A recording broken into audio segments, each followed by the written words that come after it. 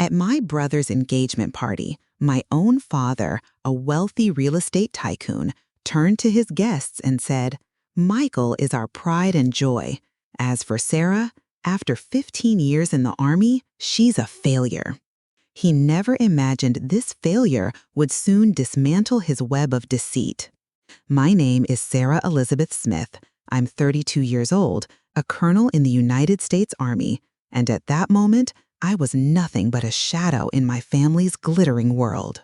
If you've ever been pushed aside by the people who should lift you up, you know the sting. Share your story below and subscribe to join our community of resilience and truth. The late June sun bathed Chicago's Lincoln Park in a golden glow, the kind of perfect summer evening that belongs on a postcard. Laughter and clinking glasses filled the air at the upscale venue, a sleek rooftop with views of Lake Michigan. My brother Michael's engagement party was a showcase of my family's wealth: white linen tablecloths, crystal chandeliers, and a string quartet playing softly. I stood alone near the bar, holding a glass of sparkling water, my plain black dress feeling like a costume among the sea of designer gowns and tailored suits. My mother, Margaret Carter, glided by, her emerald earrings catching the light. Her eyes flicked over me, sharp with that familiar disappointment. "Sarah, really?" she murmured, her voice low but cutting. "I sent you money for a proper dress. You look like you're going to a funeral." I didn't respond, just tightened my grip on the glass, feeling the cold bite into my palm. I was used to being the flaw in the Carter family's perfect portrait. My father, Daniel Robert Carter, made his entrance like a king. He didn't walk, he commanded the room, a real estate magnate in a bespoke navy suit, his silver hair gleaming under the lights. He was flanked by business partners, their faces flushed with whiskey and ambition. He clapped Michael on the shoulder, his grin wide. Michael, in his crisp Armani suit, looked every bit the golden sun, engaged to a woman whose diamond ring could probably fund a small country. "This is Michael," my father announced, his voice carrying over the crowd. "Our future, graduating top of his class at Northwestern, now a rising star at Goldman Sachs." His eyes slid to me, standing by the bar, and the warmth drained from his face. He let out a short, dismissive chuckle. "Every family has its portfolio," he said, loud enough for the nearby guests to hear. "Michael's our star asset, a sure bet. And Sarah," he gestured vaguely toward me, his whiskey glass glinting, "after 15 years in the Army, she's a loss, a total write-off." The laughter that followed was polite but sharp, like a blade slipping under my ribs. I kept my face neutral, a skill honed from years of discipline, staring at the Chicago skyline to steady myself. Inhale, exhale, a drill that kept me grounded when mortars were falling. It barely worked here. Then the air changed. A low rumble started, faint at first, like distant thunder. It grew louder, vibrating through the rooftop, drowning out the quartet's music. Heads turned, searching the dusk sky. A convoy of military Humvees rolled up to the venue's entrance below, their engines growling. The crowd parted as 3 soldiers in combat gear stepped out, their rifles held low but ready, forming a perimeter with practiced precision. It was like a scene from a war movie dropped into this polished party. Then a 4th figure emerged, Major James Edward Porter, my comrade from Fort Bragg. He strode across the rooftop, his boots steady on the polished floor, ignoring the stunned guests. In front of my family and their elite circle, he snapped a salute so crisp it silenced the murmurs. "Colonel Smith," he said, his voice clear and commanding, "we need you now." My father's glass froze halfway to his lips. My mother's hand clutched her pearls. Michael's fiancée stared, her mouth slightly open. "Colonel?" my father stammered, the word awkward in his mouth. James didn't flinch. Colonel Sarah Elizabeth Smith, United States Army Special Forces, your presence is required immediately. He handed the venue's manager a sealed envelope, then leaned close, his voice dropping to a low, urgent whisper. It's serious, Colonel. Carter Properties, your name's tied to a fraudulent deal. You're in deep trouble. I gave James a sharp nod, my shock hardening into resolve. I turned, not sparing a glance at my father's ashen face or my mother's horrified expression. I walked toward the Humvees, my step steady, leaving their world behind. The engines roared as we pulled away, the Chicago skyline shrinking in the distance. My mind was already racing. Carter Properties, my name on a fraudulent deal, my father's stunned face. The pieces didn't fit, but the betrayal felt familiar, like an old wound torn open. As we sped toward Fort Sheridan, I let my thoughts drift to the moments that had carved this divide between me and my family. I remembered a Christmas morning in our Lake Forest mansion, the kind of house featured in architecture magazines. The living room was a spectacle, 20-foot ceilings, a massive tree dripping with Swarovski ornaments. Michael, then 16, tore open a gift to find a Rolex watch, engraved with his initials. My father beamed, his hand on Michael's shoulder. For your future at Northwestern, he said, pride thick in his voice. I was 17, fresh off my acceptance to West Point. My gift came in a plain white envelope, a check for $500. My mother, Margaret, leaned in, her smile tight. For some nice clothes, dear, she said. West Point will teach you discipline, but you'll need to look like a lady someday. The words were soft, but they landed like a slap. Michael's gift was an investment. Mine was a consolation for daring to choose my own path. The check felt like paper in my hand, weightless compared to the gleaming watch on Michael's wrist. Another memory surfaced, sharper, more painful. The day I told my parents I was applying for Special Forces training after West Point. We were in my father's office, a sleek room of glass and steel overlooking Lake Michigan. He didn't raise his voice. That wasn't his style. He leaned back in his leather chair, his fingers steepled, his eyes cold. Sarah, he said, his tone clipped, I thought West Point would fix your stubborn streak. A Carter doesn't crawl through mud with soldiers who have no other options. You're devaluing our name. Our name. Not my happiness, not my duty, but the Carter brand. Old money, elite connections, summers in the Hamptons. My mother stood by the window, her silence louder than his words. She didn't defend me. She never did. Then there was the charity gala at the Drake Hotel when I was home on leave. My mother insisted I attend, saying, "It's important to be seen, Sarah." I wore a simple gray dress, the best I could afford on my Army salary. A woman in a glittering gown asked what I did. Before I could answer, my mother swept in, her laugh like a chime. "Oh, Sarah works for the government," she said, waving a hand. "Some dull security job. You know how it is." Dull security job. That was her phrase for missions in Afghanistan, for nights spent planning raids in the desert, for moments when my life hung by a thread.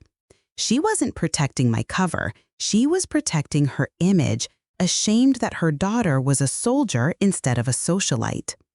In her world, power came from cocktail parties and charity boards, not from leading troops.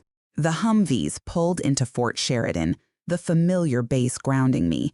The air smelled of grass and diesel, a stark contrast to the rooftops' perfume and whiskey.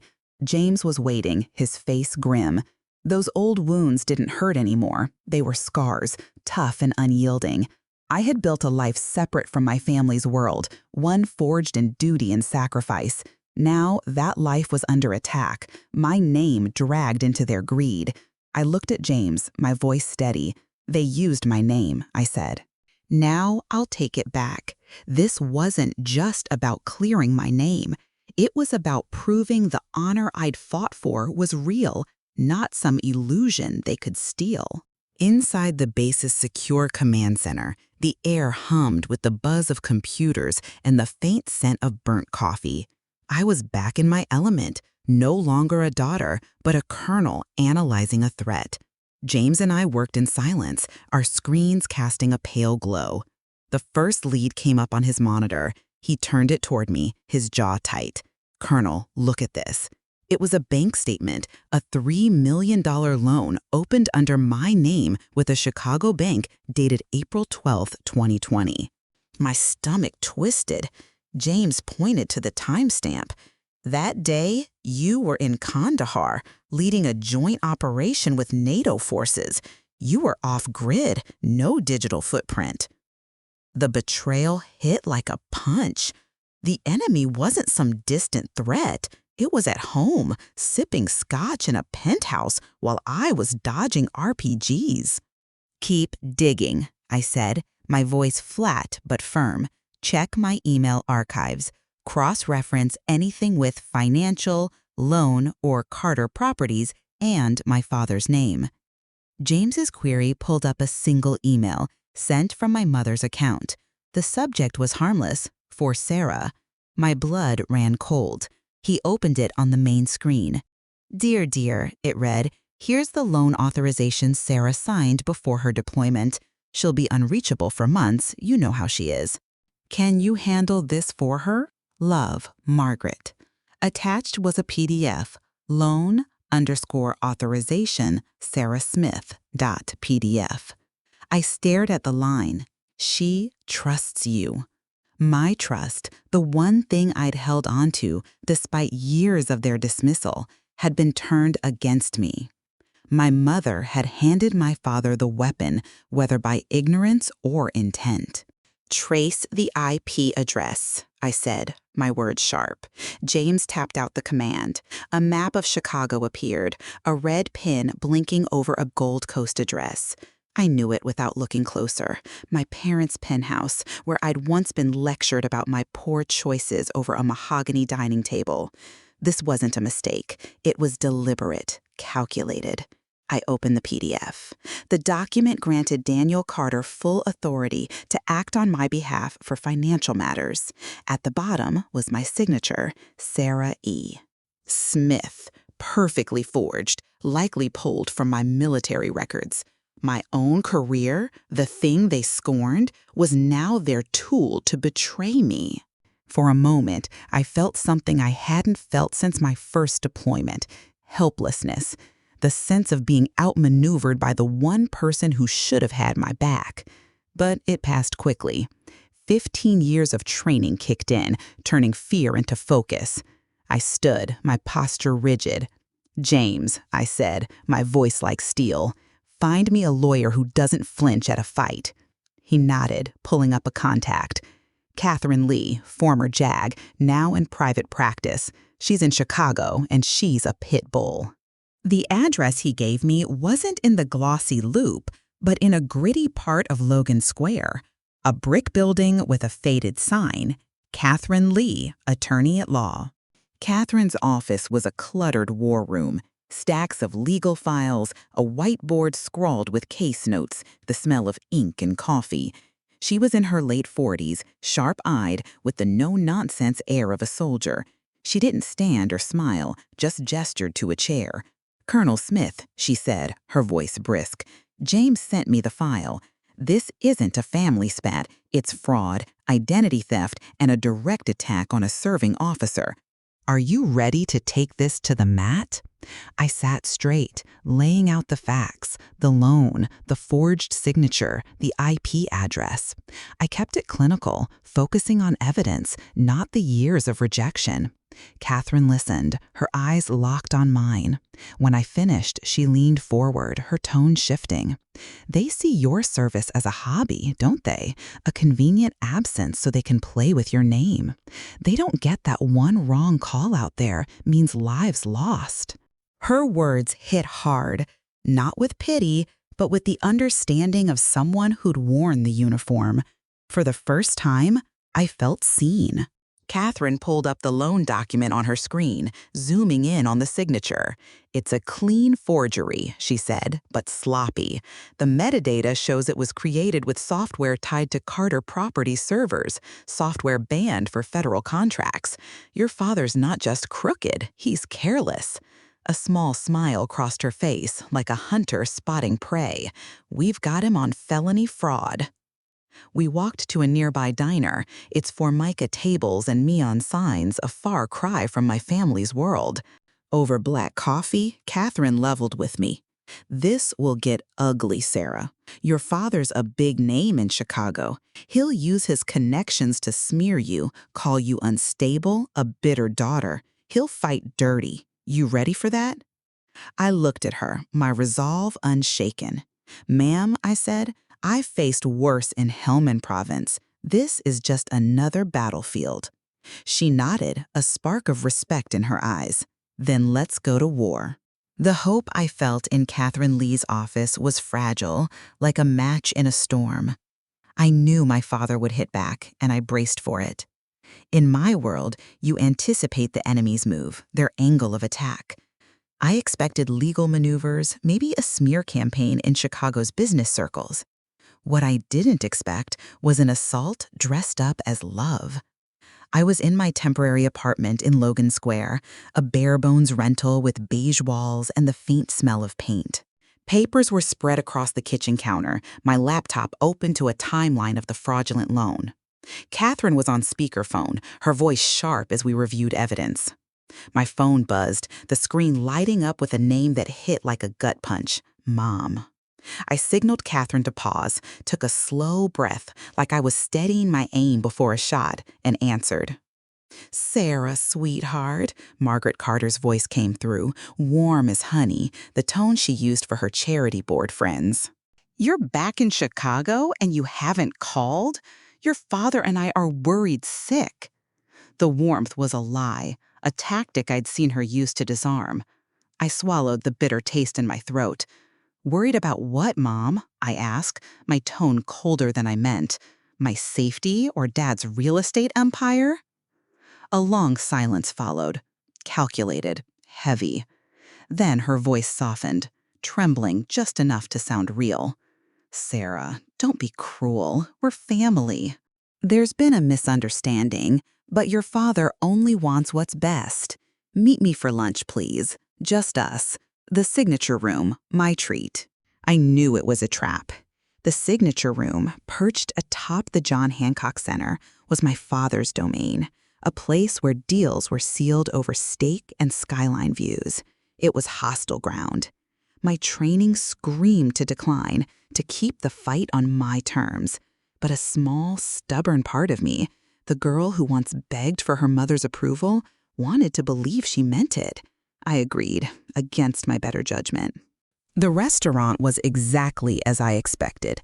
Polished wood, white tablecloths, the hum of power brokers cutting into their ribeyes.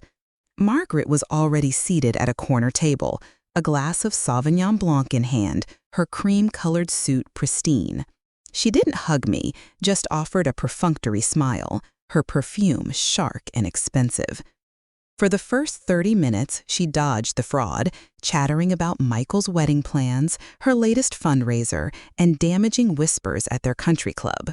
It was a performance, a barrage of small talk meant to soften me up. Then, as the waiter cleared our barely touched appetizers, she leaned in, her manicured hand touching mine, cold as glass. "Sarah, darling," she said, her eyes glistening with practiced tears. "Your father made a mistake, a terrible one. He's devastated. But if you push this, you'll ruin us all, Michael's career, his future." "Do you want your brother to suffer for this?" I pulled my hand back, the manipulation so blatant it stung. "Are you asking me to cover for a thief, Mom?" Her tears fell, perfectly controlled, never smudging her makeup. "I'm asking you to be a daughter," she said, her voice rising with false indignation. "Your father built this family. He gave you everything. You chose to run off and play soldier. The least you can do is think of us." There it was, the twist of the knife. In her story, I wasn't the victim of fraud. I was the ungrateful child, betraying the family that gave me everything. My pursuit of justice was the real crime. I stared at her, searching for sincerity, but saw only a woman who valued image over truth. I stood, calm and deliberate, pulling two $50 bills from my wallet, more than enough for my salad and water. I met her eyes, my voice steady. "I paid my dues to this family, Mom," I said. "I paid with every insult I swallowed, every mission I survived. My debt's clear. All I owe now is the truth." I turned and walked out, her tear-streaked face frozen behind me, the clink of silverware fading as I stepped into the elevator. It was a line drawn in the sand, and I knew the next attack would be uglier. The next morning, my phone buzzed with a text from James. Just a link, no message. I tapped it, and my heart sank. It was a Chicago Tribune column, the kind read by every CEO and politician in the city. The headline was subtle but vicious. "Family tensions shake prominent real estate dynasty." No names were used, but the details were unmistakable. A well-known developer and his troubled Army officer daughter, hinting at unstable behavior and baseless accusations after years of high-stress deployments. The subtext was clear. I was a broken soldier, lashing out at my loving family. My father had fired his first shot, using my service to paint me as unhinged. Rage burned through me, white-hot and focused. He was attacking the one thing I'd built, my honor as an officer. As if on cue, my apartment buzzer rang, sharp and insistent. I opened the door to find Michael, his face pale, clutching a printout of the article. "Sarah, what the hell?" he shouted, his voice cracking. "You're tearing us apart. Dad said you're confused, that he was protecting you, and you pulled this?" I looked at my brother, his perfect world built on lies he never questioned. Something snapped, the years of silence, of being the family's afterthought. "Protecting me?" I said, my voice low, dangerous. "He stole my name, Michael. Your fancy job, your engagement party, it's all paid for with my honor. He used me to scam millions." His face went white, like he'd been slapped. He took a step back, then turned and bolted, the article crumpled in his hand. I slammed the door, my breath ragged, my fists clenched. That night, the anger gave way to a heavy, crushing weight. I sat on the floor of my apartment, the Chicago skyline blinking outside. I'd faced insurgents, navigated minefields, but nothing prepared me for this, my own family trying to erase me. I thought of a quote from a crusty old sergeant, etched into my mind during training. "Courage isn't just facing the enemy, it's standing up when your own people turn on you." My father was counting on my silence, banking on me crumbling. He was wrong. I stood, the city lights steadying me. This wasn't just about me anymore. It was about every soldier whose sacrifice was dismissed, every truth buried for convenience. I picked up my phone and called Catherine. "No deals," I said, my voice calm, resolute. "We take this to court. I want Daniel Carter to face me in the open." It wasn't a threat. It was a mission. I flew to Fort Bragg the next day, the North Carolina air thick with pine and purpose. The base was home, its orderly chaos of drills and dust a world where I belonged. James met me at the operations center, his face set. We weren't there to reminisce, we were there for evidence. Inside the records vault, a cavern of steel and fluorescence, I presented my ID to a grizzled master sergeant. "I need my deployment logs and performance reports, last 15 years, I said. He raised an eyebrow but complied, pulling files that chronicled my life in stark official terms.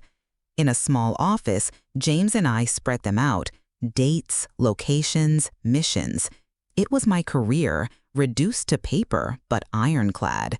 We cross-referenced every fraudulent transaction Catherine had flagged. April 12, 2020, the $3 million loan in Chicago. My report showed I was in Kandahar, leading a counter-terror op, no contact with the outside world. October 3, 2021, a real estate trust opened in my name in Delaware. My log confirmed I was in Fort Hood, training with Delta Force. Each lie my father told was crushed by the truth of my service, documented with military precision. He thought my absence was his advantage. He didn't know it was my strength. Catherine was working parallel in Chicago, her voice crackling over a late-night call. "We've got something big, Sarah," she said, excitement sharp in her tone. "A shell company, Horizon Ventures LLC, registered in Delaware. It's been funneling payments from a Carter Property subsidiary. Guess who's listed as the managing member? Daniel Carter." She paused, then dropped the bomb. "To open its bank account, he used a fake Illinois driver's license in your name. The IP address for the upload? His office in the Loop. My father hadn't just stolen my identity. He'd built a shadow version of me, a puppet for his schemes." I gripped the phone, my knuckles white. "There's more," Catherine said. "I found a second account tied to a property deal. It lists a beneficiary if anything happens to you on deployment." My breath caught. "Who?" I asked. She hesitated, then said, "Michael Carter." The room spun. My brother wasn't just the golden child. He was the backup plan, the one who'd inherit the profits of my stolen name. James dug deeper, pulling old communication logs. "Colonel," he said, his eyes narrowing, "your life insurance policy from your last deployment, there was a change request handled by your emergency contact. My father. Those calls are recorded for security." James sent a request to Army CID, and hours later an audio file arrived. We played it in the dim office, the sound tinny but clear. A younger James's voice. "I need to verify details with Colonel Smith's power of attorney." Then my father, smooth and smug. "This is Daniel Carter. I'm her power of attorney. Proceed." The words were a trap closing around him. I looked at James, a cold smile forming. "We've got enough," I said. "Let's lock and load." The evidence was piling up, each piece a bullet in my arsenal. But my father wasn't done. A new article hit the Chicago Sun-Times, more vicious than the last. It called me a disgruntled veteran, suggested mental strain from deployments, and quoted sources close to the family, saying I was jealous of Michael's success. The lies were bolder, the attack personal. I sat in my apartment, the words burning into me. He was trying to break me, to make the world see a broken soldier instead of a thief. But I wasn't broken. I was forged in fire, trained to fight when the odds were against me. I called Catherine again. "They're escalating," I said. "So are we. Set the court date."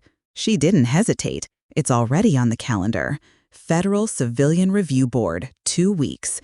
Get ready, Sarah. This is the real fight."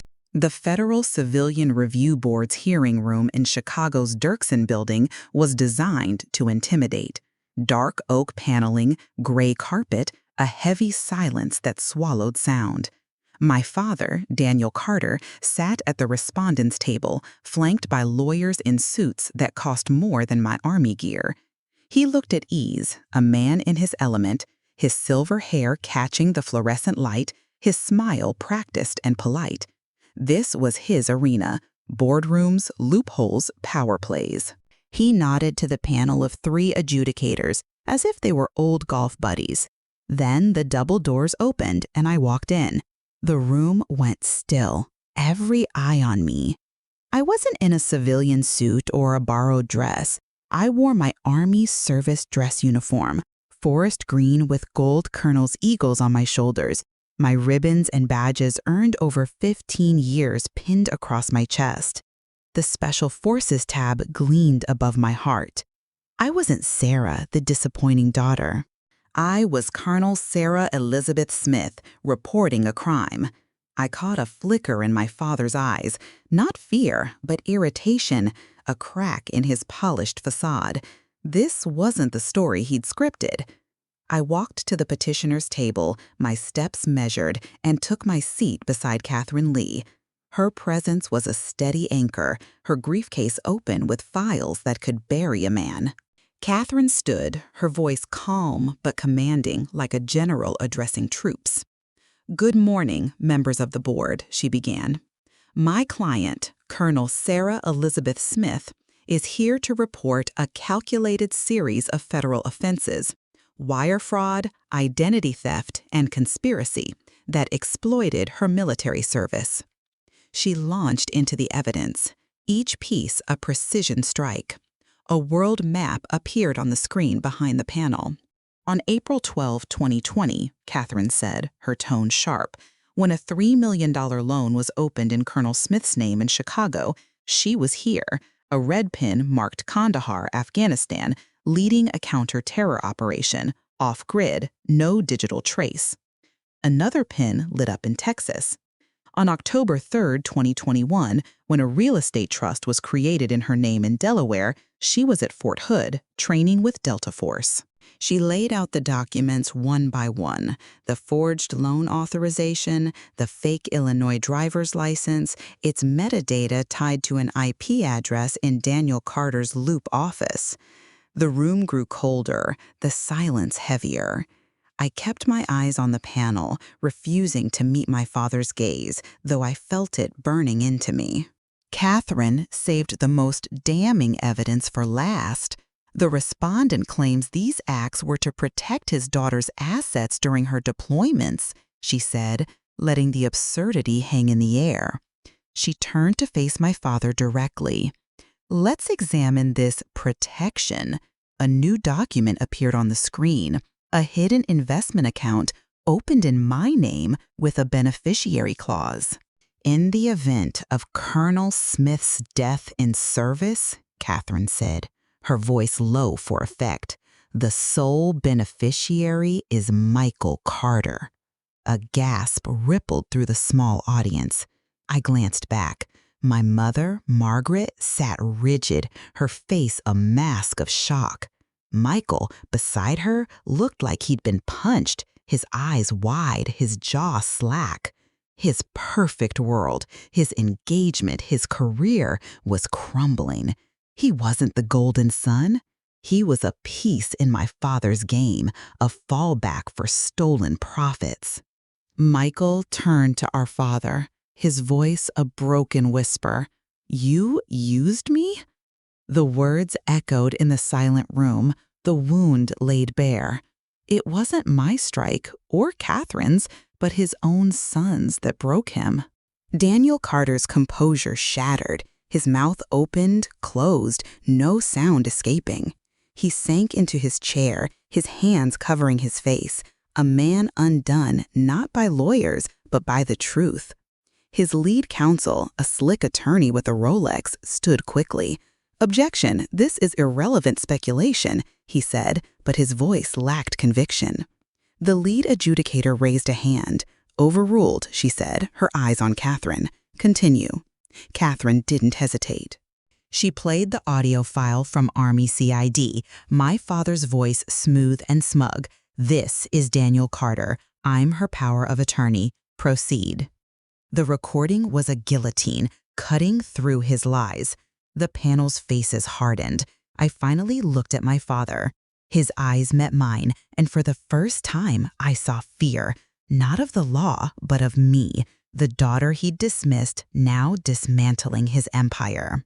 The hearing ended quietly, the panel adjourning without fanfare. My father's lawyers huddled, whispering frantically.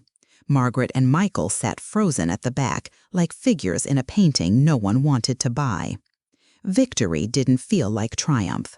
It felt like the bone-deep exhaustion after a long mission, the kind that settles in your marrow.